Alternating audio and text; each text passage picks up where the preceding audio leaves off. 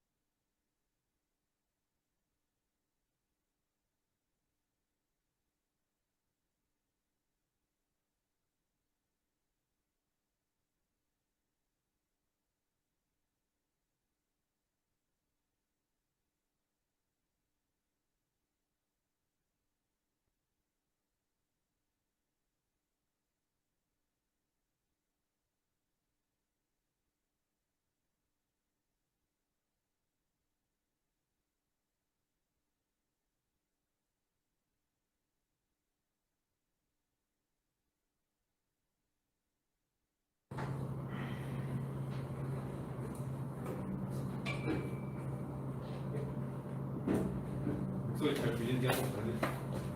목소리 다 들리나요? 너가 여쭤봐야지. 제 목소리 잘 들리나요? 댓글 써주시는 분 있나? 들린대요. 아, 들리네요. 감사합니다. 오. 네. 그럼 2시 반도 넘었으니까 우리 박수 한번 치고 시작할까요? 네, 너무 반갑습니다. 맨날 줌으로 매주 만나다가 이렇게 만나니까 또 다른 느낌이네요. 되게 어색하고 네, 되게 재밌기도 하네요. 네, 이제 시간이 됐으니까 바로 우리 청소년 비전 이너스 2020년 비전 마지막 활동 청소년 분야별 발표에 바로 시작하도록 하겠습니다. 저는 오늘 발표의 진행을 맡은 2020년도 비전, 전공학회 비전 학회장 1학번 김원진이라고 합니다. 네. 네, 고마워요. 네. 오늘 이렇게 지금 참석해 주신 발표를 위해서 모여주신 비전 이너스 학회원분들하고 그리고 지금 유튜브 라이브로 시청해 주시고 있는 명지청 사부님들 모두 너무 환영하고 참여해 주셔서 감사하고요. 오늘 이제 발표를 진행하게 됐는데 올해는 되게 여러 가지 일들이 많죠. 그래서 여러 가지 일들이 많아서 이렇게 발표회를 진행하게 된 게 되게 감사한 일인 것 같아요. 그래서 오늘 바로 진행하도록 하겠습니다. 우선 발표회 오늘 순서부터 먼저 소개를 해드리도록 할게요. 먼저 2020년 비전이 어떤 식으로 활동했는지 그거를 먼저 소개해드리고 그리고 청소년 분야별 발표회 오늘 진행하는 발표회죠. 이게 어떤 발표회인지 여러분들에게 먼저 설명해드린 다음에 그 다음에 우리 분야별 발표로 바로 넘어가도록 할 건데요. 우리 발표회 소개 때 이제 발표회에서 시청자분들이 참여할 수 있는 이벤트 설명도 있으니까 꼭 집중해서 같이 봐주시면 감사하겠습니다. 그리고 이제 바로 다음 순서로 청소년 분야별 발표 오늘 바로 진행하게 되는데요. 이 청소년 분야별 발표랑 이제 비전에서 2학기 동안 진행한 청소년 활동, 청소년 문화, 청소년 위기, 그리고 청소년 상담 복지 이 4가지 분야에서 각자 관심 있는 주제를 선택해서 자유롭게 탐구한 내용으로 발표하는 발표예요. 그래서 이 내용으로 이 4가지 주제로 발표를 시작하고 중간에 쉬는 시간을 한번 가질 예정입니다. 그리고 이 발표의 순서가 다 끝나면 이벤트에 대해서 다시 공개해드리고 오늘 발표를 마무리하도록 하겠습니다. 네. 그러면 바로 2020년 코로나 시대 비전이 어떤 식으로 활동했는가부터 한번 처음부터 살펴보도록 할게요. 네.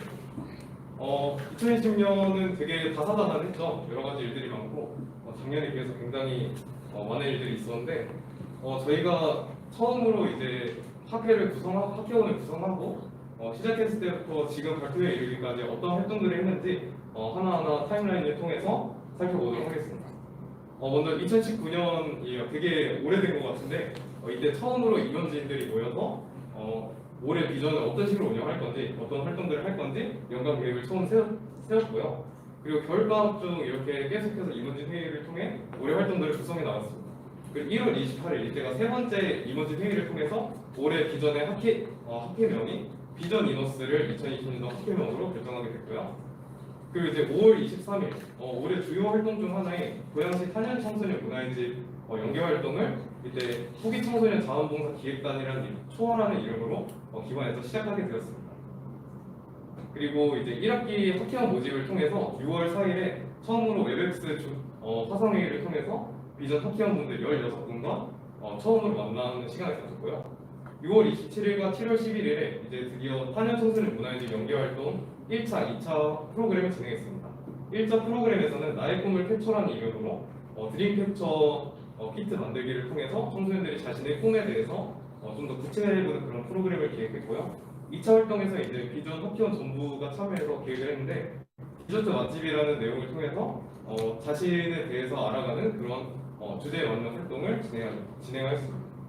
네, 이게 2020년 1학기 상반기 내용이고요. 이제 2020년 하반기에는 좀 더 원래 학회의 모습답게 매주 화요일 저녁 7시부터 9시 비전 정기 모임 시간을 가져서 줌 화상 미팅을 통해서 학회 활동을 진행했는데요. 네, 9월 1일 이제 2학기 추가 모집을 통해서 4분의 신학회원분들이 들어오시고 9월 1일에 처음으로 이제 20명의 지금 비전 인원이 모여서 개강총회를 진행했고요. 9월 8일부터 오늘 발표하는 내용이 청소년 분야별 탐구 활동을 시작하였습니다. 그리고 이제 9월 26일 이제 총 4차 시로 계획했던 기관 연계 청소년 프로그램 활동이 3차 활동 MBTI 탐구 생활을 통해서 청소년 프로그램 활동을 또 진행했는데요. 이때는 이제 첫 코로나 2.5단계 그 경계 상황 때문에 부득이하게 오프라인으로 진행하지 못하고 온라인으로 청소년 프로그램을 처음으로 진행했습니다. 그리고 이제 10월 20일에는 중간고사 기간을 맞이해서 비전 학회원분들에게 간식을 제공해드리고 좀 시험하는 시간을 갖기 위해서 비전 스터치라는 간식 사업을 진행했고요. 10월 31일에는 이제 마지막 활동이 4차 기관 연계 청소년 프로그램 활동을 통해서 온라인으로 이 기관 연계 활동을 마쳤습니다. 그리고 오늘이죠. 네, 11월 17일 오늘 청소년 분야별 발표회를 진행함으로써 올해 비전 활동은 이렇게 마무리하도록 계획을 하고 있습니다. 네. 굉장히 많은 일이 있었죠. 올해 되게 활동이 급한 거라 생각했는데 돌아볼수록 뭔가 되게 많이 우리가 해왔구나 이런 걸 좀 느낄 수 있었네요. 네, 그래서 올해 활동이 이렇게 됐고요. 그래서 올해 비전의 주요 활동은 두 가지였습니다. 첫 번째는 고양시 탄현 청소년 문화예술과 연계한 청소년 프로그램 활동이고 두 번째 이제 2학기 동안 진행한 청소년 분야별 탐구 및 발표 활동이었는데요. 기관 연계 프로그램 활동의 경우는 이제 직접 기관 청소년들을 대상으로 우리가 기획한 청소년 프로그램을 진행함으로써 청소년 프로그램 개발과 평가를 이해하고 스트레스 해소 및 자아 탐색이라는 주제로 청소년 프로그램을 기획하고 이를 실제 청소년들에게 진행해 보면서 청소년 프로그램 개발과 평가라는 거에 대해서 좀 더 이해와 공부를 해볼 수 있는 그런 주요 활동을 진행했습니다. 그리고 두 번째인 2학기 동안 진행한 활동이 청소년 분야별 탐구 및 발표 활동은 이제 아까 말씀드렸다시피 청소년 활동, 상담 복지, 그리고 위기, 문화 이 네 가지 분야를 각자 관심사별로 팀으로 묶어서 자유주제를 탐구하고 이를 바탕으로 오늘 발표회 활동을 하는 것까지 그렇게 진행을 하고 있습니다. 네, 그래서 이 오늘 진행하는 청소년 분야별 탐구 활동이 뭐냐 이거에 대해서 설명하고 바로 발표 활동으로 들어가도록 할게요. 청소년 분야 저희가 물론 청소년 분야에는 굉장히 많은 부분이 있지만 저희가 큰 분야로 네 가지를 주제를 나눴었어요. 첫 번째 청소년 활동, 상담 및 복지, 청소년 위기, 청소년 문화라는 큰 틀을 잡아서 각자 원하는 분야대로 1순위, 2순위를 선정해서 팀별로 들어가고 여기 안에서 이제 자유 주제를 선정해서 그 바탕으로 팀별로 자유롭게 탐구한 내용을 가졌습니다. 탐구하는 시간들을 가지고요. 그리고 이를 바탕으로 총 7회 시간 동안 오늘까지 발표 준비를 해서 오늘 발표회를 통해 어떤 내용을 탐구하고 팀별로 어떤 내용을 준비했는지 발표회를 진행하고 있습니다. 네, 그래서 이렇게 오늘 네 가지 팀, 아까 말씀드린 네 가지 주제별로 네 가지 팀이 각자의 방식대로 자유주제로 발표를 진행하려고 하는데요. 여러분들이 각 팀별로 이 분야에서 어떤 식으로 주제를 정하고 방향을 정해서 여러분들이 알려드리려고 하는지 이 점을 주목해서 발표회를 시청해 주시면 감사할 것 같습니다. 네, 그래서 발표회를 시작하기 전에 하나 더 공지드릴 게 있는데요. 지금 유튜브 시청자분들, 네, 유튜브 시청자분들 대상으로 하는 이벤트를 진행할 겁니다. 이게 어떤 이벤트냐 하면 이제 발표회 중간중간마다 여기 가운데 되게 그런 얼굴이 있죠. 네, 이 얼굴이 발표회 중간중간마다 뜬금없이 나올 거예요. 이거를 화면에 캡처하시든지 아니면 노트북으로 나오는 걸 사진 찍으시든지 해서 이제 페이스북에 있는 비전 명지청지 비전 리너스 페이지로 메시지로 보내주시면 추첨을 통해서 두 분께 GS 상품권을 증정해 드리려고 합니다. 그렇기 때문에 여러분들이 집중해서 발표를 들어주셔야지 이 이미지를 찾아서 받을 수 있으니까 열심히 발표를 시청해 주시면 감사하겠습니다. 네, 긴 서론은 여기까지고요. 이제 본격적으로 발표를 진행하려고 합니다.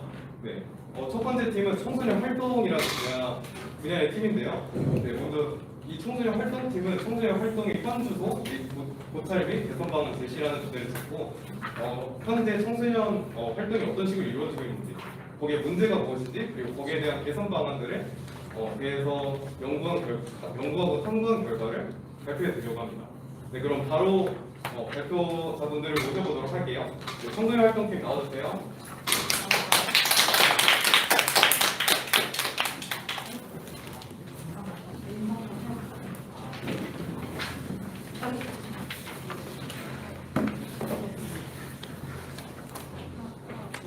안녕하세요.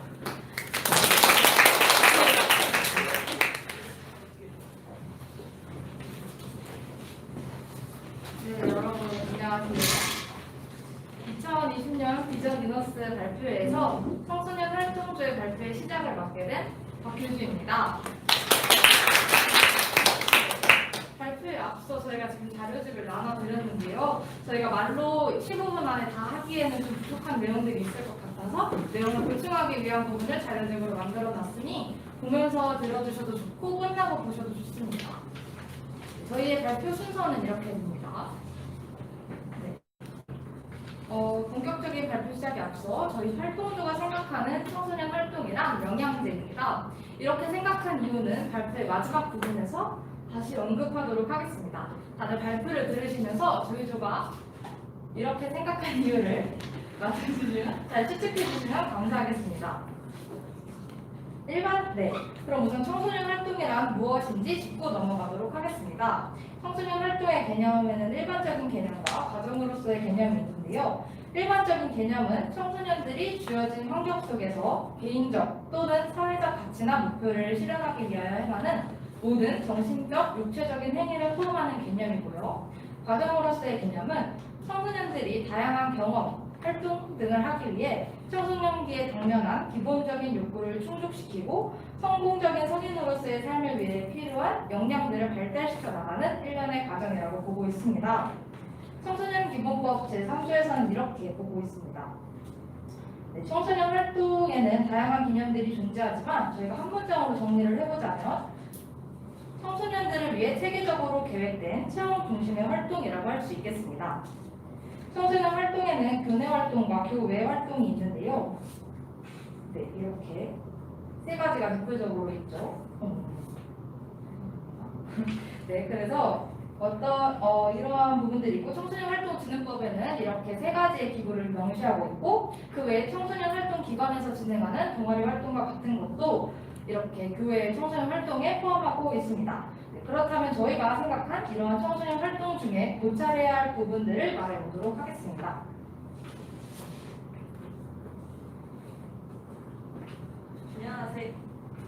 안녕하세요. 청소년 활동팀 청소년 참여기구 교류회장 부재 부분을 맡은 김여빈입니다. 우선 발표를 시작하기에 앞서 여러분은 청소년 참여기구에 대해 정확한 정의를 알고 계시나요? 청소년 참여기구의 교류회장 부재에 대한 이야기를 하기에 앞서 청소년 활동을 이끌어 나가는 대표적 기구인 청소년 참여기구에 대해 먼저 설명하도록 하겠습니다. 청소년 참여기구는 청소년 특별회의, 청소년 참여위원회, 청소년 운영위원회 세 가지로 구성되어 있습니다. 첫 번째로 청소년 참여위원회입니다. 청소년 참여위원회는 정부 및 지방자치단체의 청소년 정책을 만들고 추진해가는 과정에 청소년이 주체적으로 참여할 수 있도록 마련된 제도적 기구입니다. 정부 및 지방자치단체의 정책의 사업 과정에 구체적으로 참여할 수 있도록 함으로써 청소년 시책의 실효성 및 권익 증진 공고를 위한 위에 만들어진 단체입니다. 두 번째로 청소년 운영위원회입니다. 청소년 운영위원회는 생활권 청소년 수련시설의 운영 관련 평가를 통해 청소년이 주인이 되는 시설이 되도록 마련한 제도적 기구를 말합니다. 청소년 운영위원회는 서울 44개, 경기 62개로 총 305개의 청소년 운영위원회가 전국에 설치되어 있습니다. 이렇게 전국에 많은 청소년 참여위원회와 운영위원회가 설치되어 있듯이 그 중에서도 수많은 참여기구의 교류회장이 부족하다는 의견이 있습니다. 그 중에서도 청소년 참여위원회와 청소년 운영위원회 부분에 대해 말씀드리겠습니다. 청소년 서울연합캠프 유스팀, 전국 청소년 운영위원회 대표자 오십 등 이러한 청소년 참여기구의 교류회장이 마련되어 있음에도 불구하고 그 내용이 개선이 필요하다는 점이 있었습니다. 참여하는 인원의 한계와 해당 프로그램의 부실함 등 문제가 있었습니다. 각자 예산 부분이나 진행 내용의 공정성이 담겨야 하며 교류회장이 필요하다는 의견이 있었습니다. 그리고 활발하고 실용적인 교류회장이 마련되어야 한다고 생각합니다.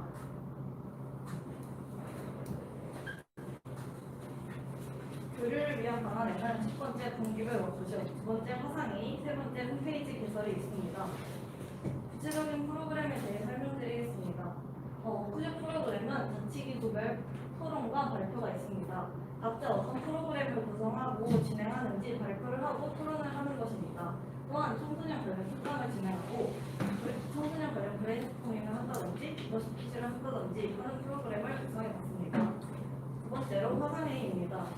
화상회의는 워크숍 활성화를 위해 워크숍이 끝난 후 지역별 대표가 모두 모이기 어렵다는 점을 보아 워크숍 이후 1년에 2회 실시하는 것으로 구성해 보았습니다. 세 번째로 청소년 홈페이지 개설입니다. 청소년 홈페이지는 참여 기부별 페이지를 만들어 게시판을 통해 특색과 각자 현황을 공유하는 방식으로 만들어 보았습니다.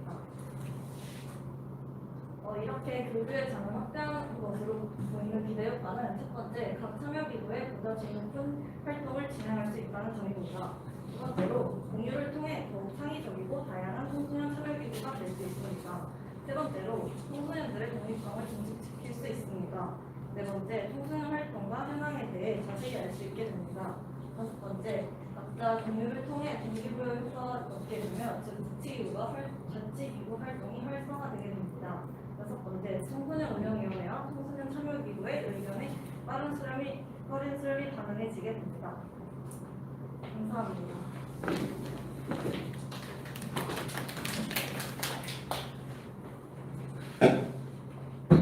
네, 안녕하세요. 비전 활동팀 청소년 참여위원회 실질적인 영향력 행사에 대해 발표하게 된 김하람이라고 합니다.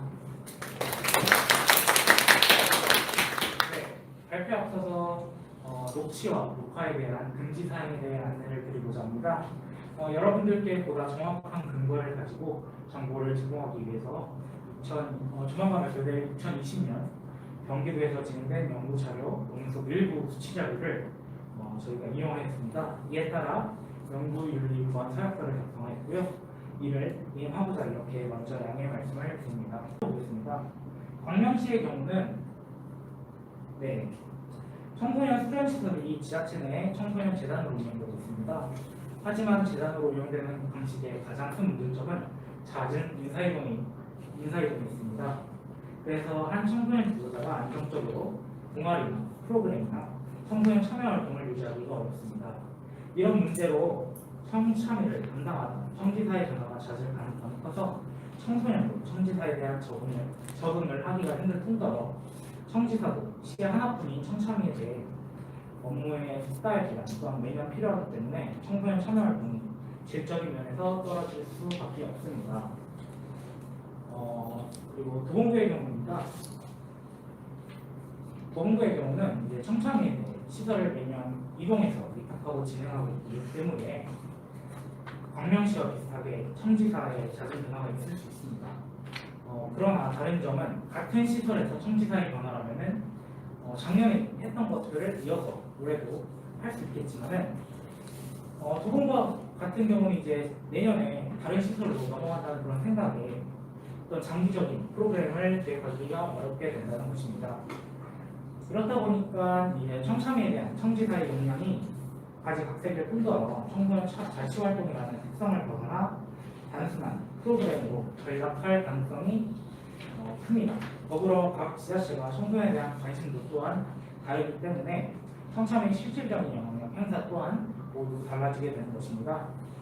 무엇보다도 가장 큰 문제점은 청소년 정책을 만들고 추진하는 과정에서 청소년이 주체적으로 참여하기 위해 만들어진 기구와 그 역할을 벗어나 활동하는 경우도 있으며 청소년 스스로도 자신이 만든 정책이 이행이 되었다면 어디에 이행이 되었고 왜 이행이 안 되었다면 이행이 왜 안 됐는지 이런 것들을 알 수 없게 되는 겁니다. 이에 저희 활동팀은요 청소년 참여연회가 체계적으로 이루어질 수 있는 방안을 고민해 보았는데요. 되게 저희가 전문가는 아니기 때문에 간단하게 구하는 부분 말씀드릴게요. 첫 번째로 청소년 전담 공무원을 만들자는 것입니다. 그리고 두 번째는 대학생이나 직장인이 되기 전에 단계 청소년들이 인턴 프로그램이라고 해서 한 명씩 돌아가면서 맞자는 것입니다. 마지막은 앞서 언급했던 것 같이 이제 여빈아버님께서 청천이간의 교류의 장 혹은 교류 프로그램을 많이 확대하자고 말씀드렸는데요. 그렇게 한다면은 청천이가 보다 체계적으로 잘 이루어지지 않을까 저희는 생각을 했습니다. 네, 감사합니다. 이상입니다.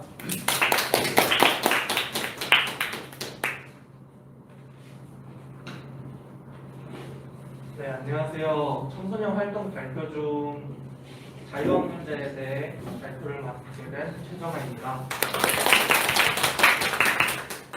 여러분들은 자유학년제에 대해 들어본 적 있으신가요? 네. 네, 들어본 분도 계시고 들어보지 못하신 분도 계실 겁니다. 우선 자유학기제란 중학교 재학기간 중 1학년 1학기부터 2학년 1학기까지 중 한 개의 학기를 자유학기로 설정하여 설정하는 제도입니다. 죄송합니다. 설정하는 제도입니다. 그리고 이 자유학기제에서 확대된 것이 바로 자유학년제입니다. 두 제도의 차이점은 바로 자유학기제는 한 학기만, 자유학년제는 1학년간 진행한다는 점이 있습니다. 두 제도 모두 일정 중학교 재학기간 중 중간 및 기말고사를 진행하지 않고 참여형 수업과 진로 탐색 교육을 기반으로 주로 진행하는 제도입니다. 자유학년제 운영 방식으로는 1학년 두 학기에 걸쳐 진행하. 할수 있어. 네. 할수 있어. 할수 있어. 1학년 두 학기 동안 주제 선택, 예술, 체육, 진로 탐색, 동아리 수업을 가지는 특성을 가지고 있으며 평가 방식은 앞서 말했듯이 지필 시험이 아닌 과정으로 평가하게 됩니다. 죄송합니다. 많이 걸려가지고. 괜찮아요.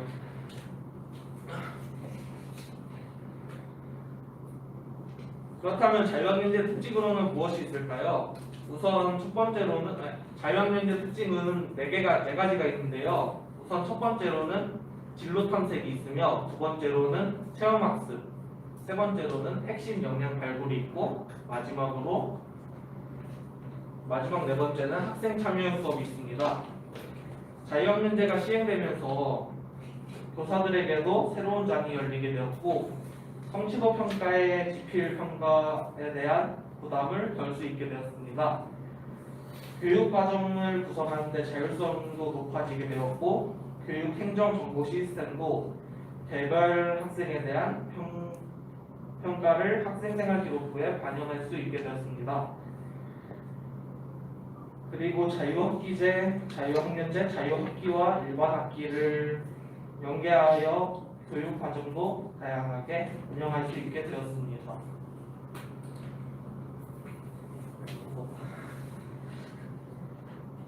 그렇다면 이에 대한 청소년들의 생각은 어떠할까요?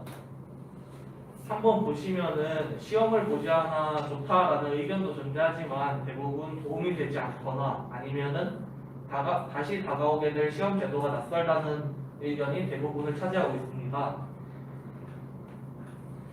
이에 대해 저희 청소년 활동조는 이 자유학년제에 대한 개선 방안을 고안해 보았습니다. 우선 대상 학년들의 목소리를 듣고 반영을 하는 것입니다. 단순히 학교에서 먼저 청소년들이 참여할 수 있는 분야를 제안해서 선택하는 것이 아니라 학교에 있는 청소년들 스스로가 하고 싶은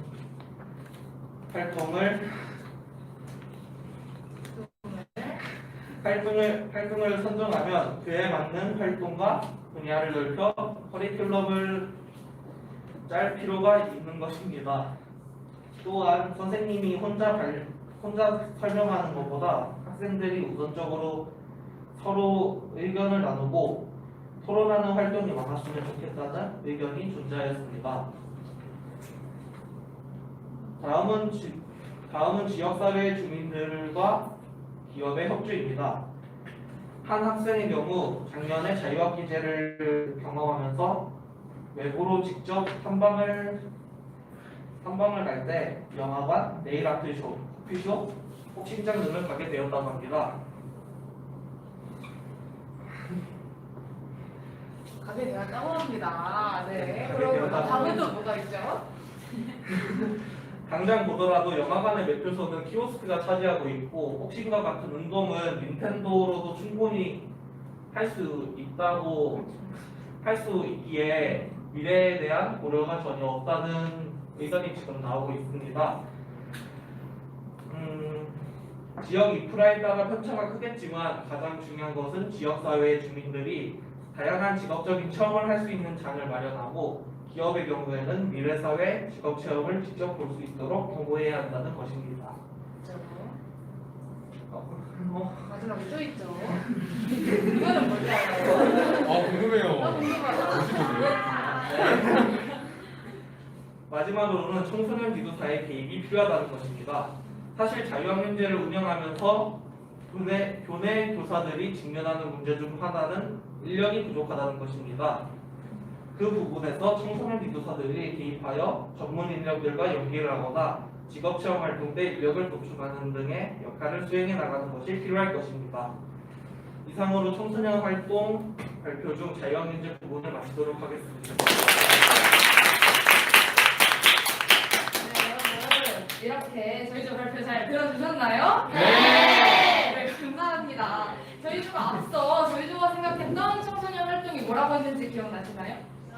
오, 네 맞습니다. 바로 영양제였는데요. 영양제는 필요할 때 먹을 때도 있지만 무언가를 좀 더 증진시키기 위해 먹는 경우가 더 많다고 생각을 합니다.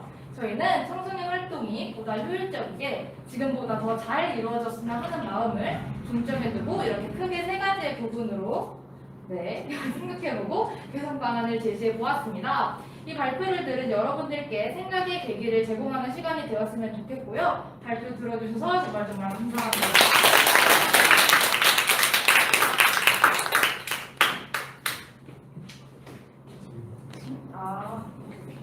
왜 다시 나왔냐면요. 여러분 혹시 질문하실 거 있으신지 제가 딱 한 개만 받으려고 하거든요. 시간 관계사는 혹시 질문하실 거 있나요? 아니 뭐 시청자 여러분들 질문하실 거 있나요? 우리 모두 함께 보고 있으니까요. 없나요? 없으면 뭐 넘어가도록 할까요? 네. 너무 완벽해.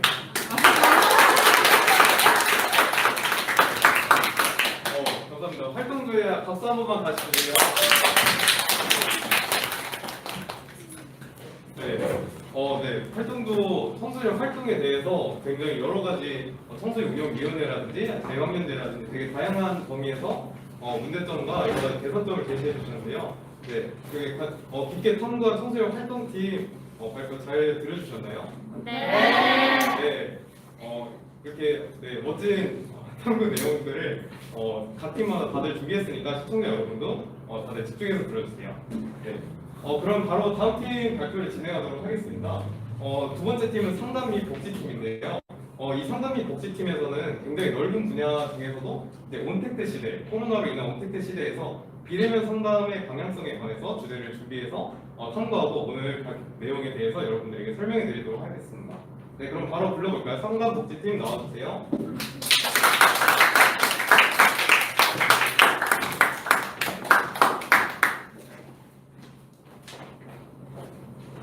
안녕하세요. 청소년 상담 및 복지팀입니다. 바로 발표 진행하도록 하겠습니다. 저희는 시작과 끝에만 박수를 치는 걸로 하고 중간 사이에는 박수 치지 않고 바로 그냥 발표 이어가는 걸로 진행하겠습니다. 안녕하세요. 저는 온택트 시대의 비대면 상담의 방향성에 대해 준비한 청소년 상담 복지팀이고요. 제 이름은 수인지입니다. 여러분 혹시 온택트 시대라는 말 들어보셨나요? 네. 온택트란 비대면을 의미하는 온택트, 연결을 의미하는 온을 더한 합성어인데요. 코로나19 이후로 온라인으로 외부와 연결되어 활동하는 새로운 삶의 방식을 의미합니다. 이러한 코로나19와 더불어서 온택트 시대의 청소년은 대체 어떤 어려움을 겪고 있을까요? 저희는 크게 세 가지로 나누어서 이야기를 해봤는데요. 첫 번째로는 대면 상담의 한계로 인해 청소년들의 어려움을 해소할 프로그램이 없는 상황입니다. 이렇게 저희는 코로나19로 인해서 비대면 상담의 중요성을 더욱 필요성을 느끼게 되었고, 그렇다면 현재 비대면 상담의 문제점은 무엇이고 어떻게 나아가야 하는지 방향성에 대해 이야기하고자 합니다. 두 번째로는 소셜미디어 사용 시간이 증가하면서 휴대폰 중독, 게임 중독의 위험성이 높아지고 있다는 것입니다. 더불어서 사이버 괴롭힘 발생 위험도도 높아지고 있는 상황입니다. 우리가 일상이 제어되고 청소년들이 일상의 지루함을 느끼면서 이것이 타인을 향한 공격으로 이어지고 있는 것입니다. 마지막으로 가정에서 보내는 시간이 증가하면서 가족 갈등 상담이 증가하고 있다는 것인데요. 기존에 대인 관계 상담이 가장 높은 상담 비율이 보였는데 가족 갈등 상담이 더 높은 추세를 보이고 있다고 합니다. 이렇게 저희뿐만 아니라 다양한 전문가들께서도 비대면 상담의 필요성에 대해 이야기를 하셨는데요. 먼저 첫 번째로 청소년 모바일 상담센터 장님께서 고위험군에 대한 다양한 지원 연계 시스템 구축과 SNS 상담이 청소년 공간으로 이루어질 수 있도록 발전해야 한다고 했습니다. 두 번째로는 중앙자살예방센터 장님께서 청소년과 청소년층의 접근을 위해 SNS 상담의 역할이 더욱 크다는 것을 고려해서 적극적인 투자와 지원이 요구된다 합니다. 마지막으로 상상심리대학원 교수님께서는 개인정보나 기밀보장 문제가 생기지 않도록 세심한 대처가 필요하다고 하는데요. 더불어서 SNS 상담의 활성화를 위해 애프터케어 역할까지 가능하되어야 한다고 합니다. 이렇게 저희뿐만 아니라 대면을 넘어서 비대면 상담의 필요성을 전문가님께서도 강조하고 있는데요. 이렇게 비대면 상담을 활성화시키기 위한 법적, 제도적 시스템 준비가 필요한 상황입니다. 저희는 요즘 비대면 상담의 대표적 사례인 1388을 소개하고자 합니다. 1388은 청소년들이 일상적인 고민 상담부터 위기에 이르기까지 1388로 전화를 하면 상담을 제공하는 서비스입니다. 1388은 카톡과 전화뿐만 아니라 채팅 상담실 그리고 이음까지 되게 다양한 종류의 비대면 상담 프로그램이 존재하고 있습니다. 청소년 위기 실태 조사에 따르면 전체의 65.3%가 1388을 인지하고 있습니다. 하지만 전체의 3%만이 이용하고 있다 합니다. 이렇게 다양한 온라인 상담 프로그램이 존재하고 인지함에도 이용률이 낮은 이유는 대체 무엇일까요? 저희는 이것이 1388만의 문제가 아닌 비대면 상담 자체의 문제로 바라보게 되었습니다. 다음으로는 문제점에 대해 소희학원님께서 이야기해주십니다. 지금부터 비대면 상담의 문제점 중 인식 문제와 신뢰도 문제에 대해 발표하도록 하겠습니다. 청소년의 비대면 상담 이용 여부 중 존재 여부를 인지하고 있었지만 이용해본 적이 없던 청소년이 79.3%였습니다. 사이버 상담 이용 실패 및 온라인 실시간 상담 욕구 결과 연구에 따르면 비대면 상담을 사용하지 않는 이유로 43.5%가 비대면 상담에 대한 정보가 부족하기 때문이라고 했고 15.2%가 비대면 상담의 신뢰도가 부족하기 때문이라고 했습니다. 이를 통해 우리는 비대면 상담을 인지하고 있지만 이러한 이유로 인식이 좋지 않아서 비대면 상담을 사용하고 있지 않다라고 생각할 수 있습니다. 그렇다면 비대면 상담의 신뢰도가 부족한 원인은 무엇일까요? 저희는 비대면 상담자의 신뢰도 문제는 첫 번째로 비대면 상담자의 전문성 문제와 두 번째로 내담자와 상담자의 의사소통 방식으로 꼽아보았습니다. 먼저 비대면 상담자의 전문성 문제에서는 첫 번째로 비대면 상담이 고유한 상담 용역을 함으로써 경력이나 실시간 시간으로 인정되지 못하고 있다고 합니다. 둘째로 비대면 상담의 전문적인 자격 규정이나 보호 장치가 마련되지 못하고 있다고 합니다. 실제 비대면 상담자에 따르면 예정 시간에 이상의 특징 상담이나 수업 발표나 수업 부전이 학교에서 인정했으면 좋겠다라는 의견을 밝히기도 했습니다. 그 다음으로 내담자와 상담자의 의사소통 방식에서는 첫 번째로 사무 의사소통의 척도와 특징 상담 인력이 부족하다는 것입니다. 이로 인해서 특징 상담이 비활성화되어서 답변 속도와 반응이 느려 내담자와 상담자의 의사소통이 어려웠습니다. 두 번째로는 단회 상담으로 내담자와 상담자의 기대가 불일치하다는 것입니다. 한 번으로 끝나는 상담이기 때문에 상담자는 문제 해결을 중심으로 두었지만 내담자는 문제 해결보다는 감정적인 지지를 원해서 서로 간의 기대가 불일치하여 신뢰 관계를 형성하기가 어려웠습니다. 따라서 저희는 비대면 상담을 활성화하기 위해서는 비대면 상담에 대한 홍보와 신뢰도를 높이기 위한 노력이 필요하다고 생각합니다. 그 다음으로는 비대면 상담의 문제점 중 기술적 문제에 대해서 진행하고 발표를 이어나가도록 하겠습니다.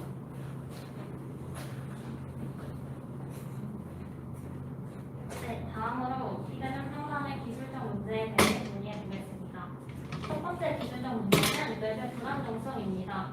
비대면 상담은 온라인 플랫폼을 기반으로 하기 때문에 이 웹이라는 것이 가진 불안정성이 불가피할 수밖에 없는데요. 예를 들어서 서버가 튕김으로 인해서 자료가 초기화된다는 그런 예시가 가질 수 있겠습니다. 두 번째는 종합형 온라인 상담입니다. 여기서 종합형이 의미하는 바는 전문성보다는 보편성을 더 중시한다는 내용인데요. 이것이 왜 문제가 되는 것일까요? 첫 번째는 단회 상담입니다. 아무래도 내담자가 장기적으로 상담을 이어가는 것이 중요한 상담인데 그냥 고민을 털어놓고 당시에 해결책을 듣는 것으로 끝나는 단회 상담으로 이어진다는 것이고, 두 번째는 장애 청소년 같은 특수 계층형 플랫폼이 아직 부족하다는 점인데요. 실제로 저희가 조사한 인터넷을 통한 온라인 학업 상담 활성화 연구라는 논문에 따르면 국내외 학업 상담 관련 사이트에 기술적 지원이 필요한 부분은 장애인에 대한 배려가 없음이 드러나 있습니다. 특별히 학업 상담을 가져온 이유는 해당 논문에서 학업 상담에 대한 청소년의 그런 고민 비율이 높았기 때문입니다. 그리고 마지막 세 번째는 라포의 한계입니다. 여기서 라포란 상담자와 내담자 간의 의사소통을 통한 관계 형성 또는 그런 신뢰 관계를 포괄하는 의미인데요. 비대면 상담에서 접근성이 높고 또 이용률이 높은 것 중에 하나가 채팅 상담입니다. 그런데 이제 채팅 상담은 말 그대로 의사소통을 글자를 통해 한다는 것인데 이것은 곧 라포 형성의 의사소통 수단이 글자가 된다는 것입니다. 우리도 일상생활을 통해 알 수 있겠지만 우리 글자를 통해서 생각과 감정을 전달하는 데는 한계가 있잖아요. 실제로 사이버 상담의 이용 실태에 대한 연구에서 조사한 바에 따르면 비대면 상담에 만족하는가? 라는 질문에 42.7%가 불만족한다 라고 답했고, 그 중에 라포의 한계와 관련돼 있는 감정 보완의 한계, 또 글 표현의 한계는 무려 20%를 차지해서 절반 가까이를 차지하는 것을 알 수 있습니다. 이를 통해 기술적 문제는 총 3가지라고 할 수 있고요. 앞서 말씀드린 인식 문제, 신뢰도 문제, 그리고 기술적 문제까지 어떻게 하면 저희가 개선할 수 있을지 서기나무님께서 발표 이어주시겠습니다.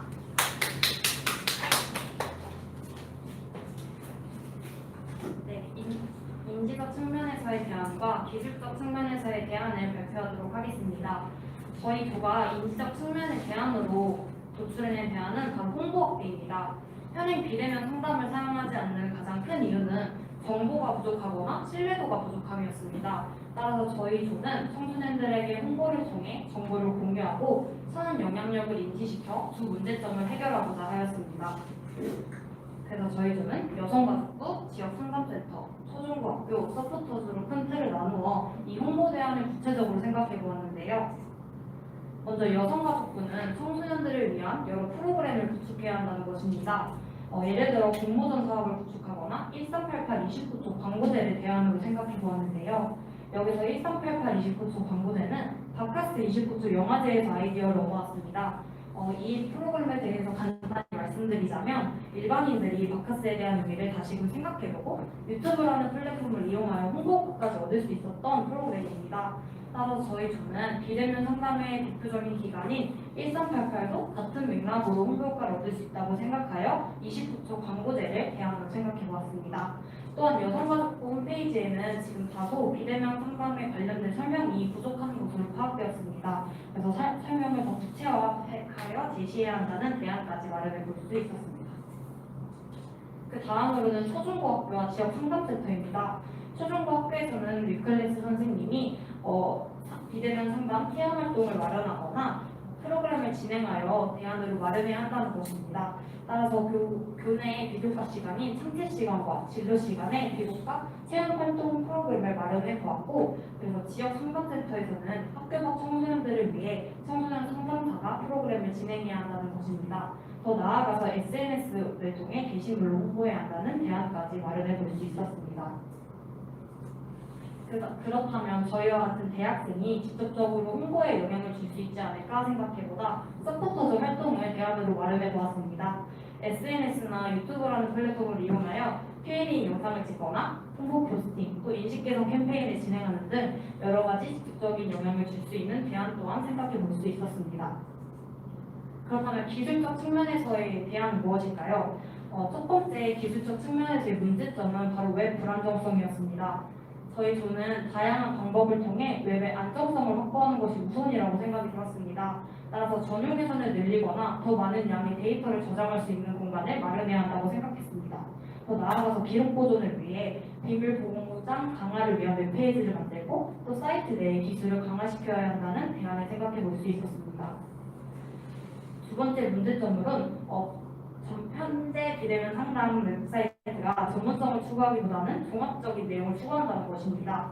예를 들어 학원 문제는 단순히 학원 문제로 다루고 있다는 것입니다. 저희 조는 더 구체적이고 세분화시켜야 한다는 대안을 마련해 볼 수 있었는데요. 단순히 학원 문제는 학원 문제를 다루는 것이 아니라 그 안에 학업 부진, 학습 장애 요소, 학교 부적응 등 더 세분화시켜 청소년들에게 전문적인 상담 프로그램을 제시해야 한다는 것입니다.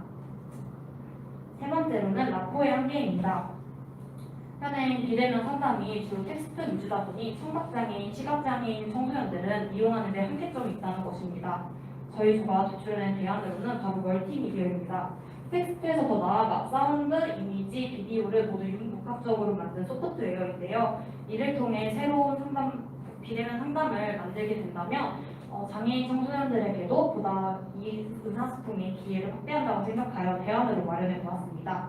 그렇다면 그 다음 신뢰 측면에서의 대안은 무엇인지 희수아부님께서 진행해 보도록 하겠습니다.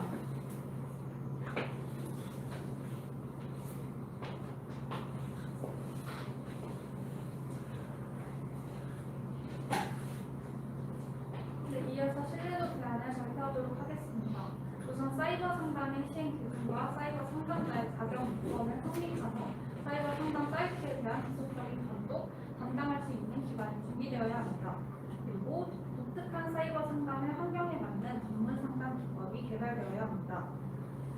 또한 전문 상담 인력이 필요한데 슈퍼비전 없이도 독립적으로 상담을 할 수 있을 정도의 전문성을 갖춘 인력 개발이 필요합니다. 이러한 것에 대한 배경으로는 현재 제공되고 있는 인터넷을 통한 온라인 상담에는 이메일, 게시판, 채팅 상담 등이 한 명의 상담자에게 이루어지고 있습니다. 채팅 상담의 경우 한 사례당 1시간 정도가 소요되고 이메일의 경우 한 사례에 대한 답변으로 40분 정도가 소요됩니다.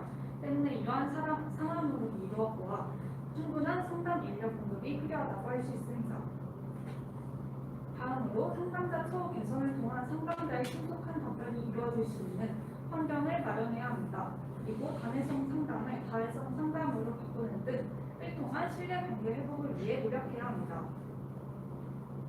그러면 이제까지의 내용을 짧게 살펴보고 결론을 발표하도록 하겠습니다. 우선 코로나19 시대의 청소년의 어려움을 보고 비대면 상담의 필요성을 확인할 수 있었습니다.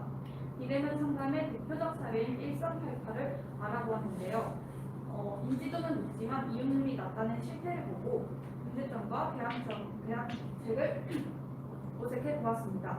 문제점과 대안은 인식, 신뢰도, 기술적 측면에서 살펴보았습니다. 최근 코로나19가 증폭되고 지연됨에 따라 많은 사람들이 어려움을 겪고 있는 시기임을 알 수 있을 것입니다. 코로나 시대가 도래함에 따라 비대면 상담의 필요성이 대두되고 있으니 비대면 상담의 질을 개선하고 또 문제점을 해결해 나간다면 코로나 상황과 같은 위기를 기회로 만드는 계기가 될 것입니다. 코로나 상담을 통해서 죄송합니다.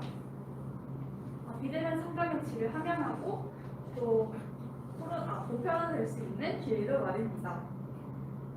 여러분 어떻게 생각하시나요? 저희 팀은 지금의 코로나 상황이 위기를 기회로 만드는 시기가 아닐까라는 질문과 함께 발표를 마치도록 하겠습니다.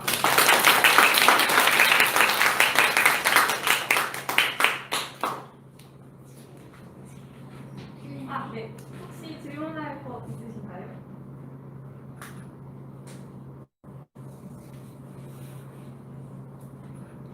없으신가요? 없으시면 네, 들어가겠습니다. 네, 소개해 주신 상담복지팀에게 박수 한 번만 주시죠. 잠시만요. 질문 왔어요. 질문 들어왔어요. 질문 들어왔나요? 네. 읽어주세요. 질문 읽어드릴게요. 네. 상담자 처우 개선이 필요하다는 내용이 있었는데 네. 혹시 현재 청소년 상담자의 인력 부족 외에 어떤 처우에 문제가 있는지 더 여쭤봐도 될까요? 앞서 말씀드렸던 것처럼 사이버 상담은 되게 그래서 살펴보겠습니다. 사이버 상담의 경우 전문성을 인정해주는 부분이 현재 미약하다고 볼 수 있습니다. 들리시나요? 네. 그 사이버 상담의 경우 사이버 상담을 했다는 그 인정을 해주는 측면에 대해서 부족하고 미약한 측면이 있는데 이러한 전문성을 인정해 준다면 사이버 상담자의 처우가 개선이 되고 처우 개선을 통해서 비대면 상담이 활성화될 수 있다고 말씀드릴 수 있습니다. 네, 감사합니다. 네, 코로나19라는 새로운 상황에 대해서 굉장히 넓은 범위에서 대안을 제시해준 상담복지팀이었습니다. 네, 이렇게 저희 발표의 일부는 상담복지팀과 활동팀 발표로 마무리하려고 하고요. 저희 조금 이따 한 10분 정도 쉬는 시간을 가지고 발표의 2부로 다시 돌아오겠습니다. 조금 이따가 뵙겠습니다.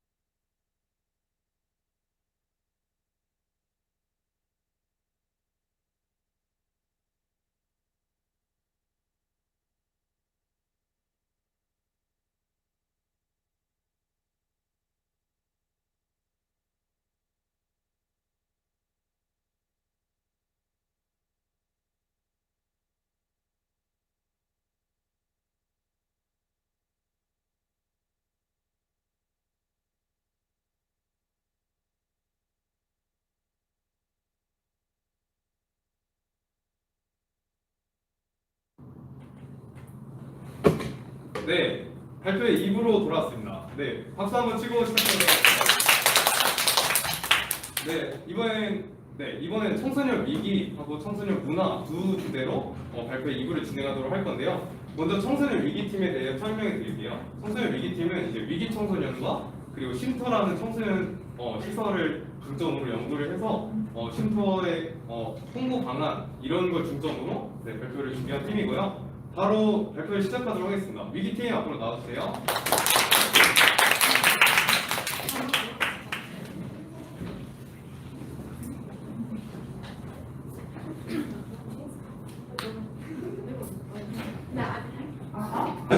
네, 안녕하세요. 위기 청소년 팀의 첫 번째 발표자 김수민입니다.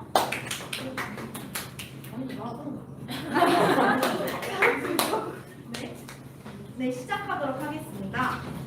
네, 먼저 저희 위기 청소년 팀은 세 파트로 나눠져 있습니다. 네, 먼저 첫 파트인 위기 청소년에 대해서는 제가 발표를 할 예정이고요. 두 번째 파트는 청소년 쉼터로 은재 학우님께서, 마지막 쉼터로 챌린지에 대해서 나영 학우님께서 발표를 해주실 예정입니다.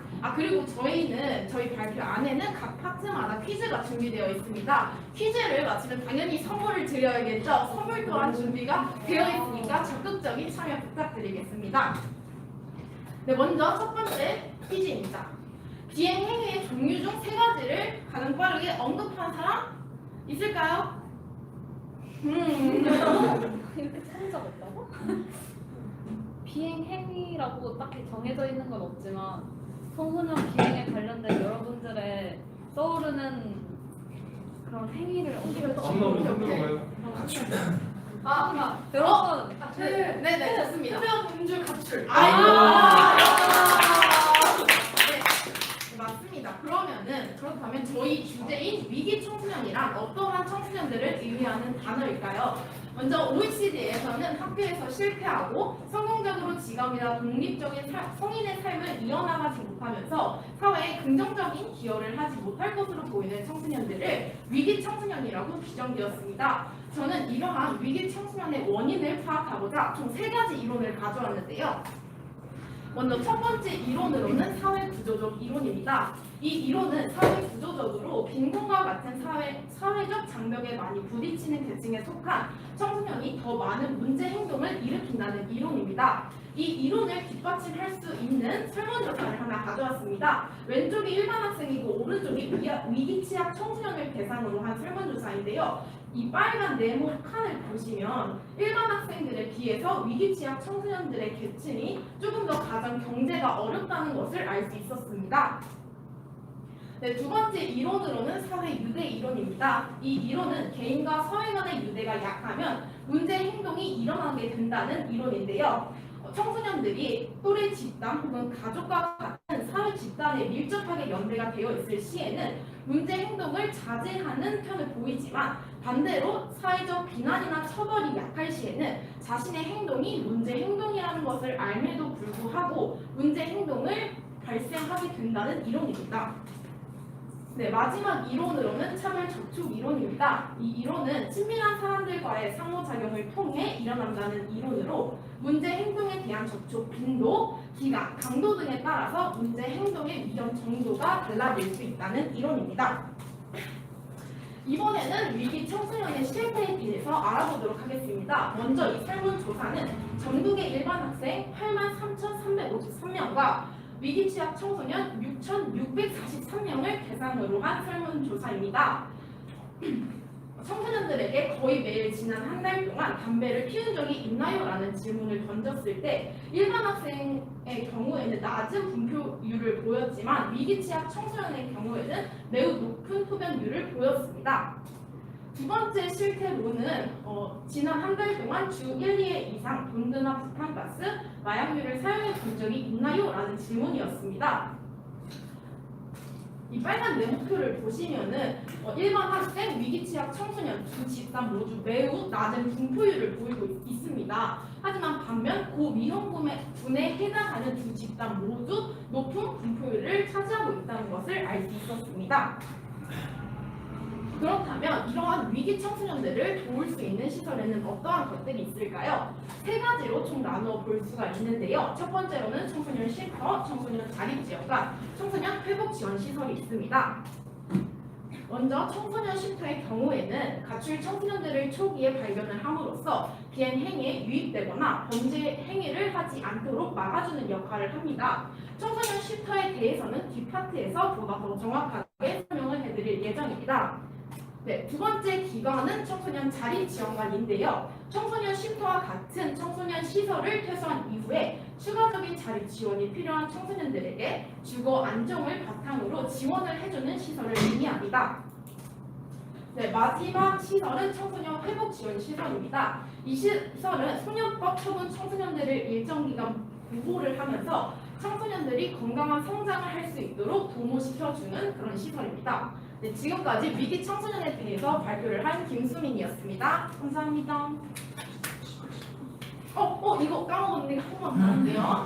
네, 청소년 쉼터는 국내에 이렇게 위치하고 있습니다. 네, 먼저 청소년 쉼터의 경우에는 그 기간에 따라서 이렇게 세 가지로 나뉘는데요. 일시 쉼터의 경우에는 31개, 단기 쉼터의 경우에는 63개, 중장기 쉼터의 경우에는 40개가 위치하고 있습니다. 또 청소년 자립지원관의 경우에는 6개, 청소년 회복지원시설의 경우에는 19개가 위치하고 있습니다. 네, 지금까지 김수민이었습니다.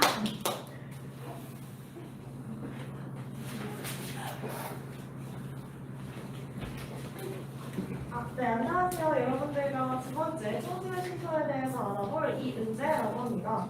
저도 역시 시작하기 전에 퀴즈를 하나 진행할 텐데요. 방금 전에 나왔던 것입니다. 전국의 청소년 쉼터의 개수는 몇 개일까요? 자, 먼저 손을 들어주신 분께 기회를 드리도록 하겠습니다. 134개! 134개. 맞습니다. 발표가 끝난 뒤에 상품 전해드리도록 하겠습니다. 자, 그럼 시작할게요. 자, 먼저 청소년 쉼터란 무엇인가? 청소년 쉼터란 한국 청소년 쉼터 협의회에서 주관하는 가출 청소년의 생활 보호 시설입니다. 청소년 쉼터에서는 의식주를 지원하고 의료 서비스도 지원하며 취미생활 또 상담 치료 서비스도 지원을 해줍니다. 방금 전에 나왔던 것인데 청소년 쉼터에는 크게 세 가지의 종류가 있습니다. 먼저 일시 보호 쉼터, 단기 치료 쉼터, 또 중장기 쉼터 이렇게 세 가지로 나뉘는데요.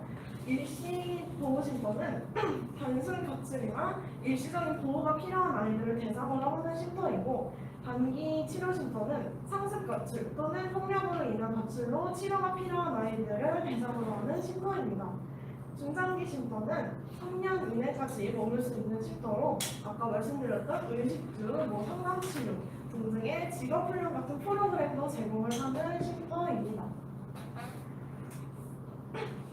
한국 청소년 쉼터 협의회에서 명시하는 설립 목적은요, 청소년들이 건강하게 성장할 수 있도록 지원하고 또 더 나아가서 왜곡된 사회 인식을 개선하며 가출 청소년들을 위한 제도적인 보호를 마련할 수 있도록 쉼터가 설립되었다는 것입니다. 그러나 가출 청소년의 입장에서는 쉼터가 왜 필요할까요? 현재 가출 청소년의 현실이라고 볼 수 있는 것은 어린 나이에 길거리를 나가서 네.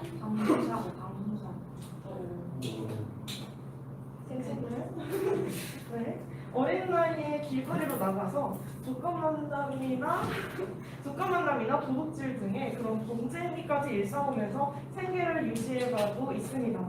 또 주거 공간의 부재로 인해서 여러 가지 위험을 받고 있는데요. 그런 청소년들을 단자 한번 꼭 껴볼래요? 여기요? 옆에 단자 한번 꼭 껴볼래요? 아니요.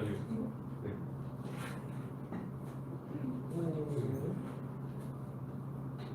네, 진행해 주세요. 네. 소리가 되겠죠?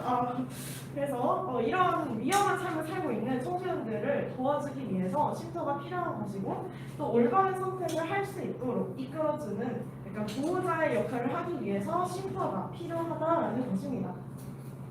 하지만 이런 쉼터에도 문제점은 존재하는데요. 첫 번째로 가출 청소년의 수에 비교할 때 쉼터의 수가 적다라는 것입니다. 매년 경찰청에 신고되는 갑질 청소년의 수는 18,000명에서 19,000여 명으로 말이 되고 있는데요. 신고되지 않는 청소년들까지 합친다면 매년 10만 명에 이를 것으로 추정이 됩니다. 하지만 아까 처음에 말씀드렸듯이 전국에 있는 쉼터의 수는 단 134개소밖에 없으며 이마저도 수도권에 집중되어 있는 현상을 보여서 경기도에 위치한 쉼터가 전국의 25%를 차지한다고 합니다.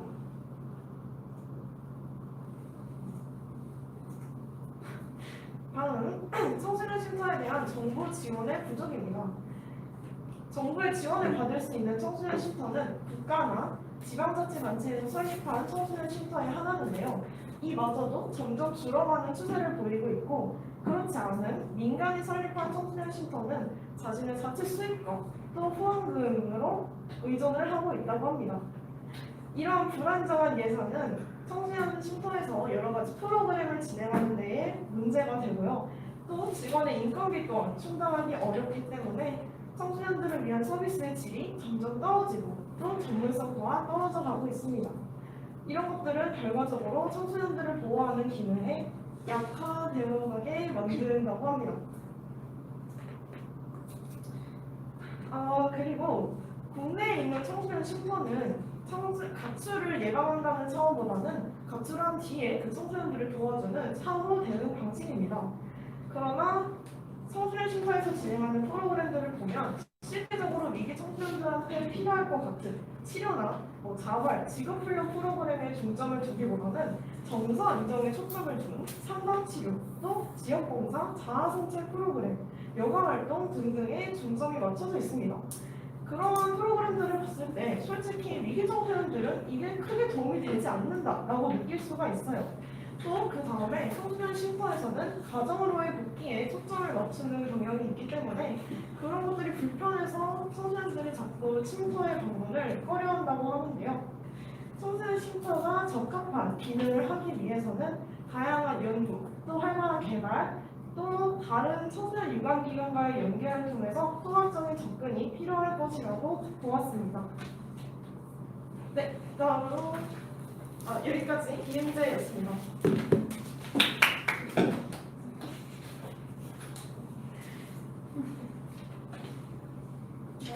네, 안녕하세요. 쉼터로 챌린지 삭제 발표를 맡은 강나연입니다. 저희가 진행한 쉼터로 챌린지에 대해 다들 알고 계신가요? 네. 그러면 설명에 앞서서 저도 똑같이 퀴즈를 하나 먼저 내도록 하겠습니다. 손을 가장 먼저 들어주시는 게 기회드릴게요. 챌린지가 종료된 날짜와 이유는 언제인가요? 여러분 검색하는.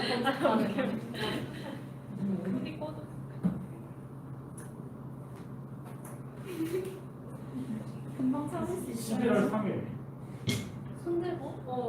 손들고 불러주세요. 손들고 다시. 이거 찍어야지. 찍어. 11월 5일. 기말하면 5일도 말해야 돼. 요일도. 요일. 11월 5일. 목요일. 땡. 뭐야? 11월 10일 화요일. 7일.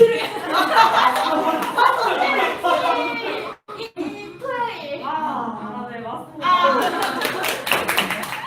학점은 조금 이따가 따로 챙겨드리도록 하겠습니다. 모든님이 알고 있듯이 저희는 청소년 분야죠. 위기에 초점을 맞춰 청소년 쉼터에 대해 탐구하였습니다. 앞서 쉼터의 문제점 부분에서도 설명했듯이 위기 청소년과 청소년 쉼터에 대한 여러 문제점이 있다는 것에 초점을 맞추었고요. 그래서 저희는 관심과 보호의 부족, 홍보 부족, 시설 부족, 지원 부족 등 위기 청소년과 청소년 쉼터의 열악한 상황에 대해 많은 사람들이 인지할 수 있는 방안에 대해 모색하고자 하였습니다. 그래서 저희는 접근성이 높은 SNS를 활용한 인스타 해시태그 챌린지 방법을 선택하였고요. 위기 청소년들이 도움을 필요로 할 때 이용할 수 있는 시설인 청소년 쉼터에 대해 홍보하였습니다. 저희는 위기 청소년들이 청소년 쉼터로 한 발짝 두 발짝 다가가기를 바라는 마음으로 쉼터 챌린지라는 이름을 지었고, 쉼터 챌린지가 무엇인지, 위기 청소년은 누구인지, 청소년 쉼터는 어떤 공간이고 언제 누가 어떻게 이용을 하는 곳인지에 대한 내용을 담아 포스터를 제작하였고요. 그리고 화면에 보이는 것처럼 비행 청소년보다 위기 청소년과 같이 챌린지의 목적을 뚜렷하게 표현할 수 있는 해시태그를 선정하였습니다.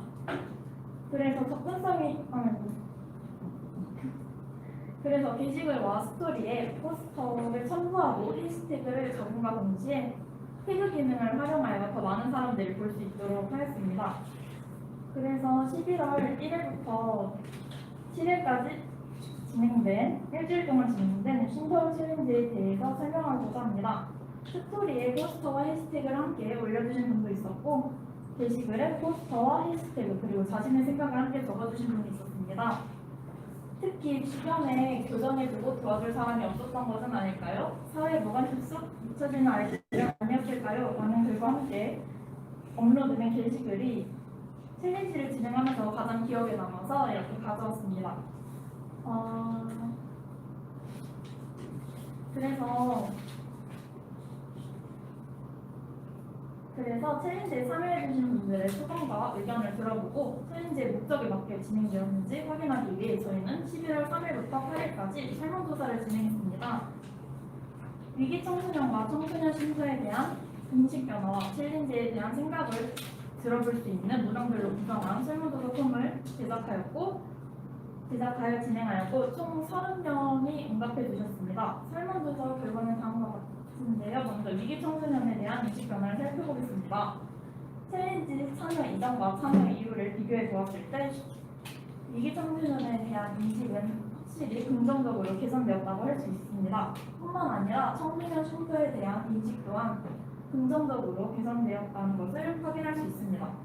설문조사를 통해 알 수 있었던 더 많은 의견을 여러분들과 공유해보자면 좋았던 점으로는 챌린지 덕분에 자신이 위기 청소년에 대한 고정관념을 가지고 있었다. 그런데 이 고정관념을 깰 수 있는 기회였다고 말씀해주신 분도 있었고 위기 청소년에 대한 정의를 새롭게 알게 되고 긍정적인 인식을 갖게 되었다라고 말씀해주신 분도 있었습니다.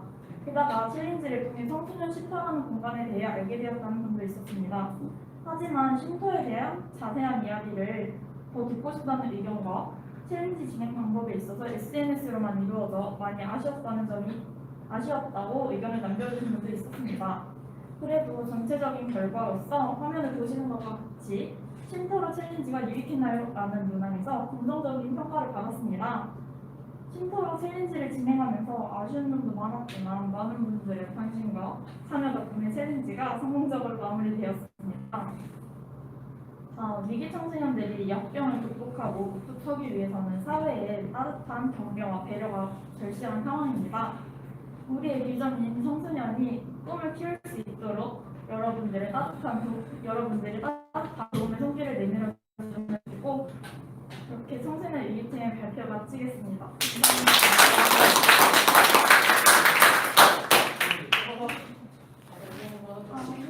질문 있으신가요?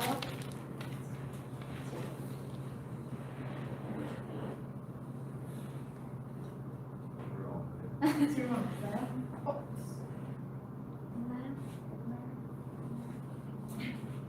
없는 것 같습니다. 네, 없으면 마치도록 하겠습니다. 질문은 아닌데 앞서 안내가 보고하여 알려드립니다. 쉼터 협의회는 쉼터들을 관할하는 기구가 아닙니다. 전국의 쉼터들이 힘을 모아 정책과 발전 방향을 제안합니다만 실제 관할하는 기구는 상담복지개발원이나 여가부에서 관리한답니다.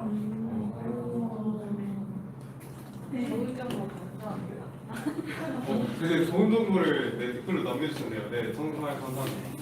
네, 되게 단순히 어떤 연구 자료나 이런 탐구를 넘어서 실제 챌린지까지 이렇게 이어서 깊은 탐구를 했던 위기팀의 발표였습니다. 네, 박수.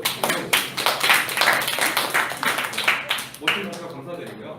자, 이제 벌써 마지막 팀입니다. 청소년 문화팀, 네 번째 팀인데요. 이 청소년 문화팀에서는 청소년 여가 문화에 초점을 맞춰서 이 청소년에게 여가 문화가 어떻게 활성화되어야 되는지 여러 가지 방면에서 대안점을 내는데요.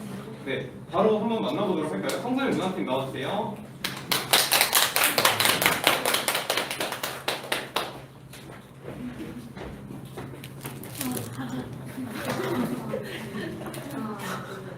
안녕하세요.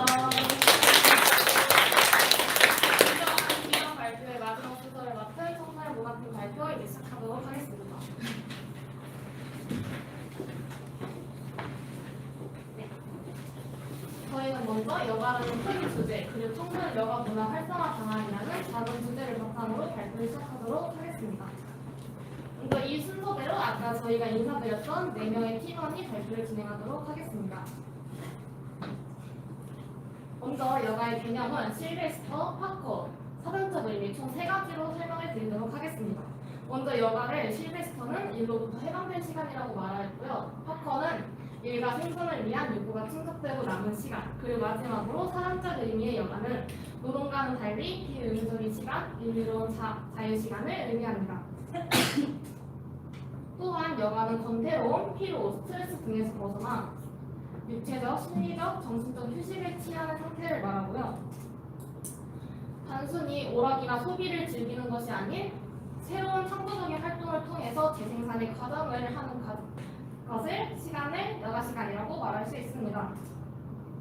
그리고 여가 활동의 유형으로는 오락형 여가 활동, 자기개발용 여가 활동 등 정말 다양한 여가 활동의 유형이 있지만 가장 크게 나눈다면 소극적 여가와 적극적 여가 2가지로 나눌 수 있습니다. 동기는 어떤 행동을 발생시키고 그 행동을 유지시키며 방향성을 잡아주는데요. 내적 동기와 외적 동기 그 둘 중에서 행동을 발생시키는 힘이 기쁨, 흥미, 만족감 등과 같이 개인의 내면에 있는 경우인 내적 동기가 능동적 여가와 합쳐졌을 때 정말 몰입의 중요성을 나타낼 수 있습니다. 그리고 에릭슨의 심리사회적 발달 단계를 통해서 여기 5단계에 있는 정체성 대혼돈 단계는 자아 정체성 확립과 혼란이 공존하는 단계라고 합니다. 이렇게 자신이 한 행동에 대해 책임질 수 있는 기회를 가질 수 있는 것이 여가 시간이라고 할 수 있고요. 이 시기에 청소년기들은 나는 무엇을 잘할 수 있지? 등과 같은 정말 많은 고민을 하고 질문을 되새깁니다. 이런 질문을 생각하고 그 답을 찾아가는 과정을 저희는 여가 시간이라고 생각했습니다. 앞서 말씀드렸던 여가의 중요성에 대해서도 그 외에도 좋은 인간관계 형성, 긴장과 스트레스 해소, 정서의 균형을 잡는 역할 이런 등 다양한 이유로 통해 청소년의 여가 시간 그리고 청소년 여가 활동의 중요성에 대해 말씀드렸습니다. 다음으로는 이다현 학우님의 청소년 여가 생활 실태 및 성향에 대해 발표하도록 하겠습니다.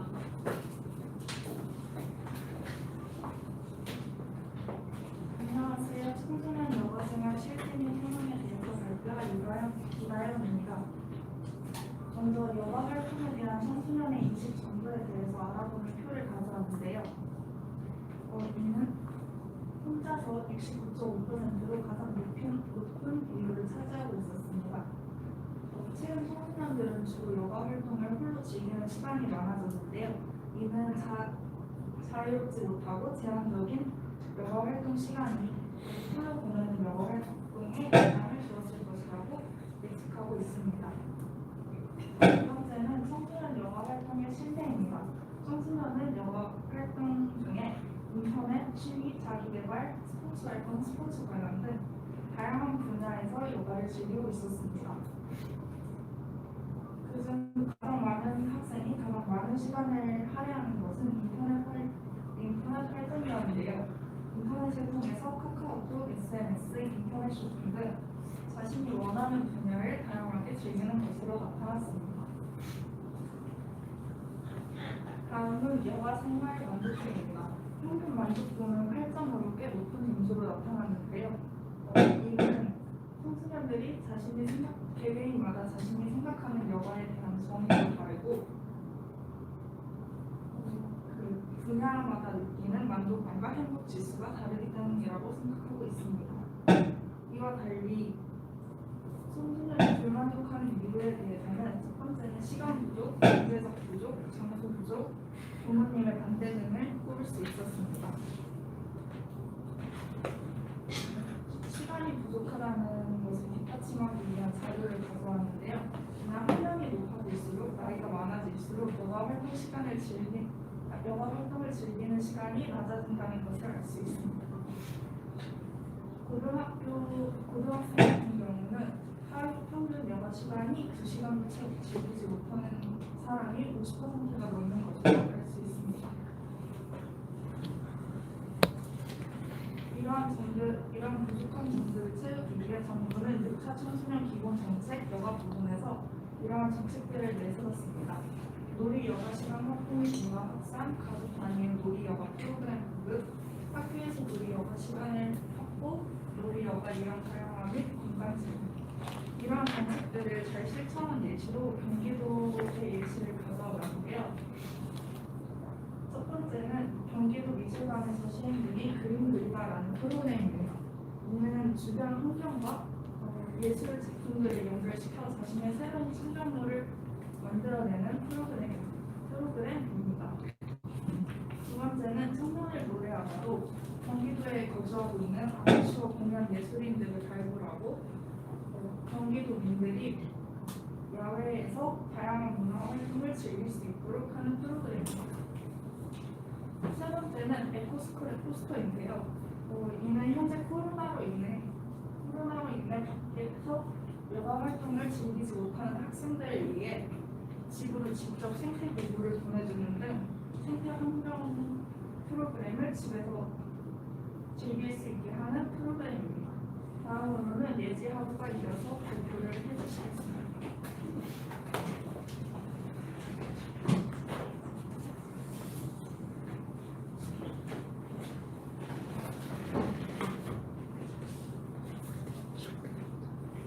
네, 안녕하세요. 저는 청소년 여가 문화의 문제점에 대해서 발표하게 된 이예지입니다. 청소년 여가의 문제점을 크게 5가지로 나누어서 설명해 드리겠습니다. 첫 번째는 대학 입시 제도 준비로 인한 여가 시간 부재입니다. 일요일 여가 시간이 1시간 증가한다면 청소년들의 삶에 어떤 변화가 있을까라는 것을 주제로 조사해 본 결과 중학생은 삶의 만족도가 약 0.6% 증가하고 고등학생은 약 0.68%가 증가한다는 결과를 알 수 있었습니다. 또한 청소년들의 스트레스 중 가장 큰 비율을 차지하는 것은 학업 문제였습니다. 두 번째는 청소년 문화의 특성을 따라가지 못하는 프로그램입니다. 청소년 문화 프로그램은 청소년이 즐기는 것이기에 청소년 문화의 특징을 갖고 있는 것이 가장 중요합니다. 청소년 문화의 주요적인 특징 중 하나는 빠르게 변화한다는 것입니다. 청소년 문화의 집과 청소년 수련관 같은 청소년 시설이 청소년 문화의 특징을 잘 갖고 있는 문화 프로그램을 개발하여 청소년들을 위한 문화 프로그램을 개발하는 것이 중요하다고 생각합니다. 네 번째는 소득 격차에 따른 청소년들의 여가 활동 격차입니다. 사람들의 여가 비용에 대해 조사한 결과 월 평균 여가 비용보다 희망 여가 비용이 더 높은 액수를 나타냈습니다. 주로 청소년들은 부모님께 용돈을 받아 여가 생활을 즐기곤 합니다. 하지만 용돈을 적게 받는 청소년들은 친구들의 무리에서 벗어나거나 잘 어울리지 못하는 상황이 발생할 수 있습니다. 또한 경제적으로 수준이 낮은 청소년들은 경제적 불안으로 행복하지 않고 꿈에 대한 미래가 없다고 나타낸 결과가 있습니다. 다섯 번째는 여가 및 문화 프로그램에 대한 화제성 및 홍보 부재입니다. 위에 사진을 보시면 청소년들은 주로 여가 시간에 사회복지관, 문화센터, 평생학습관, 청소년 수련관의 이용 비율이 매우 저조하다는 것을 알 수 있었습니다. 하지만 여가 시간에 영화관, 카페, PC방, 복합문화거리, 노래방의 이용 비율은 매우 높다는 결과를 알 수 있었습니다. 저희는 이러한 문제에 대한 원인이 여가 및 문화 프로그램에 대한 화제성 및 홍보 부재라고 생각하고 그에 대한 문제점을 해결하기 위한 해결 방안을 생각해 보았습니다. 네. 다음 그 해결 방안에 대해서 현재 학부가 설명해 주겠습니다. 감사합니다.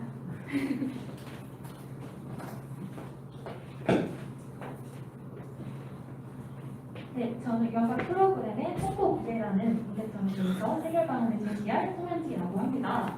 이제부터 저희가 고민해본 해결 방안에 대해서 제시를 해보도록 하겠습니다. 저희가 고민해본 해결 방안은 건전한 청소년 여가 문화 활성화와 홍보를 위한 플랫폼을 개설하는 것입니다. 이 플랫폼은 기존 프로그램들이 모든 청소년의 개인적인 일정과 시간을 조정할 수 없다는 점, 청소년 프로그램이 낮은 접근성을 가진 점, 청소년 프로그램 내에서 연령이 제한된 점, 이러한 한계를 극복한 청소년 활동의 통합 사이트를 구축하는 것을 목표로 세웠습니다. 이 플랫폼의 구성은 겟레디와 시간의 지구로 구성되어 있는데요. 우선 첫 번째 여가 활동 추천 플랫폼인 겟레디는 빅데이터 수집과 AI 분석을 통해 청소년들의 다양한 여가 활동을 지원하는 어플리케이션 개념의 플랫폼입니다. 두 번째, 청소년 여가 활동 지원 센터인 시간의 집은 겟레디를 지원하고 여가 문화를 즐기는데 방해하는 시공간적인 한계를 극복하기 위해서 설립된 센터 개념의 플랫폼입니다. 이 시간의 집의 조직은 자문단, 서포터즈, 활동기획단으로 구성이 되어 있습니다. 하지만 이 플랫폼들은 청소년들의 여가 문화와 요구를 적극적으로 반영한 형태로 나와야겠죠. 네, 그래서 저희는 저희의 차별적인 기능을 이 플랫폼에 넣어보았습니다.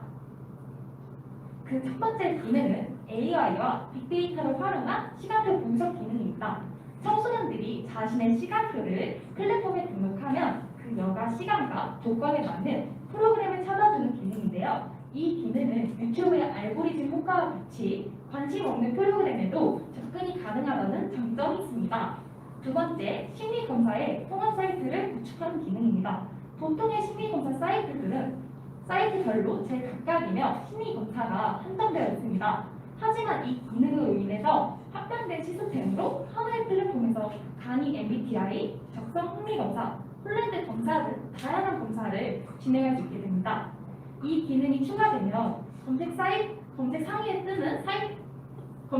뜨는 사이트가 아니라면 접근성이 낮다는 점을 극복할 수 있겠죠. 세 번째는 여가 컨설턴트와 전문 강사를 초빙한 강의를 기술하는 곳입니다. 코로나19 바이러스로 인해서 많은 일상의 변화가 찾아오고 청소년들이 시간 관리에 어려움을 쏟고 있습니다.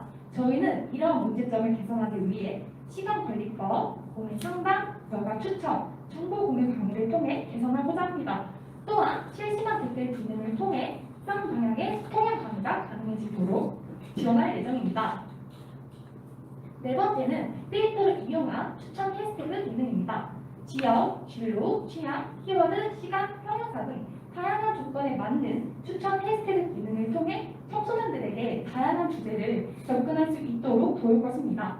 다섯 번째는 온라인 원데이 클래스와 취미생활을 소개하는 콘텐츠를 제작하는 것입니다. 이 활동은 시간의 집 소속인 여가활동 기획단이 진행하는 활동으로 다양한 시간대에 진행하기 때문에 그동안 시간적 여유가 부족해서 참여하지 못했다 청소년들도 참여할 수 있다는 장점이 있습니다. 여섯 번째는 시간의 집과 협력하여 매달 청소년 지역 축제를 기획하는 것입니다. 이 활동은 매달 다른 지역에서 진행되기 때문에 여가 생활 인프라의 지역적 차이 또한 극복될 수 있을 것입니다. 마지막으로는 여가 생활 목표 달성 프로그램을 진행하는 것입니다. 이 활동은 플랫폼 내 커뮤니티를 조성해서 청소년들이 목표를 달성할 수 있도록 지원할 예정입니다. 이 프로그램의 시스템은 청소년들이 자신의 여가 목표를 설정하고 그 다음 플랫폼에 등록한 후 실행을 하면 되는 방식인데요. 이 활동은 시간의 집 소속인 자문단을 활용해 모니터링할 계획입니다. 이 활동의 목표를 달성할 경우 기간 설정에 따라 포인트를 차등 지급할 예정인데요. 여기서 포인트는 플랫폼 내 마켓에서 포인트로 취미생활을 위한 다양한 물품들을 구매할 수 있게 됩니다. 이 프로그램을 진행할 경우 자아실현과 여가 활동을 습관하게 되면서 자발적 동기가 마련될 수 있을 것입니다. 저희는 겟레디를 통해서 많은 청소년들에게 여가 활동의 기회가 주어지고 청소년들이 여가의 의미를 알고 건강하게 여가를 즐길 수 있기를 바랍니다. 또한 타인과 함께 즐기는 여가, 혼자 즐기는 여가 모두 균형 있고 주체적이고 능동적으로 즐길 수 있기를 바라면서 저희의 발표를 마치도록 하겠습니다.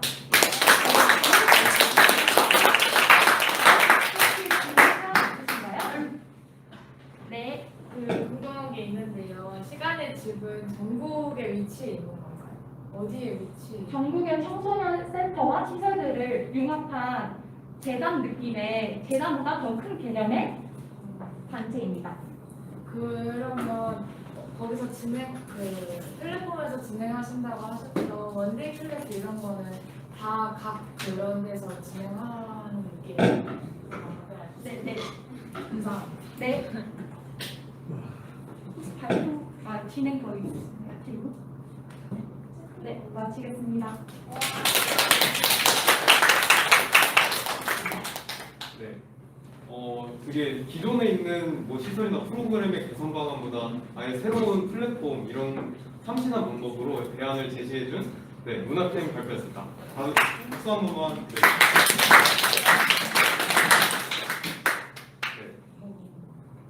이렇게 4개 팀 발표가 전부 마무리됐는데요. 다들 어떠셨나요?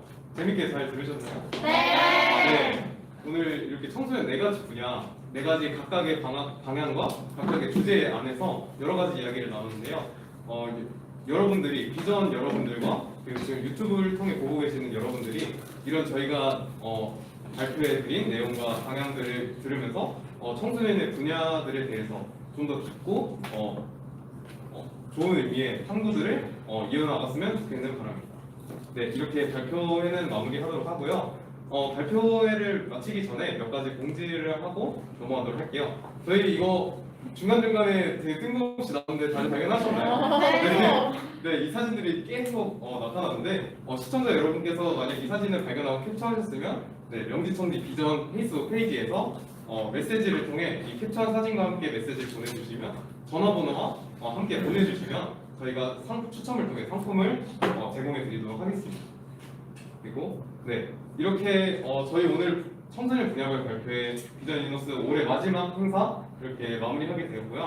청소년에 대해 굉장히 진행하면서 굉장히 많은 탐구 과정을 봤어요. 그 과정에서 이런저런 이야기도 나오고 좀 더 몰랐던 부분도 알아보고 이런 기회를 가지게 되는데 이를 통해서 저희들이 그리고 발표에 참여해주신 여러분들이 좀 더 청소년에 대해 더 잘 이해하고 그리고 청소년에 대해 좀 더 다가갈 수 있는 그런 청소년 지도사의 예비 청소년 지도사로서 발전할 수 있는 그런 기회가 되길 바랍니다. 네, 그래서 오늘 진행한 발표회는 여기서 마무리하도록 하겠습니다. 시청해주신 여러분 그리고 참여해주신 비전 여러분 모두 너무 감사합니다. 네.